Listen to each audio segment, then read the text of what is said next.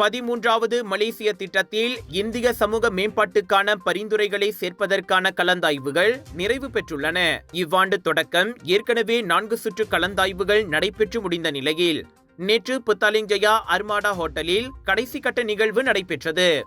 பிரதமர் Dato' Sri Anwar இப்ராஹிமின் சிறப்பு அதிகாரி சண்முகமூக்கன், முன்னாள் கில்லான் நாடாளுமன்ற உறுப்பினர் சார்ல்ஸ் சந்தியாகோ, மலேசிய பொருளாதார உருமாற்ற சங்கமான MIET-யின் தலைவர் மனோகரன் மொட்டையன், தமிழ் அறவாரியத்தின் சுப்பிரமணியம், வணக்க மலேசியா நிர்வாக இயக்குனர் தியாகராஜன் முத்துசாமி உட்பட சமூக ஆர்வலர்கள் பலர் இதில் பங்கேற்றனர். 13வது மலேசிய திட்டம் தொடர்பான இந்த கலந்தாய்வு சமூக உணர்வு பூர்வ பிரச்சனைகளில் வியூக அணுகுமுறையை முன்னெடுத்து இந்தியர்கள் போன்ற சமூகங்களின் தேவைகளை தேசிய கொள்கைகளில் பிரதிபலிக்கும் முயற்சியை வெளிக்கொணர்கிறது. இந்திய சமூகத்துக்கு தேவையானவற்றை ஒருமுகப்படுத்தி அப்பரிந்துரைகள் மலேசிய திட்டத்தில் சேர்க்கப்படும் வாய்ப்புகளை அதிகரிப்பதே இதன் நோக்கம் என சார்ல்ஸ் தமதுரையில் கூறினார்.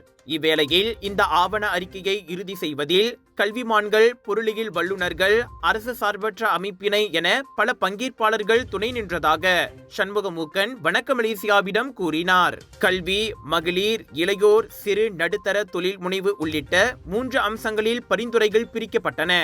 Education, women, youth and SMEs or entrepreneurship.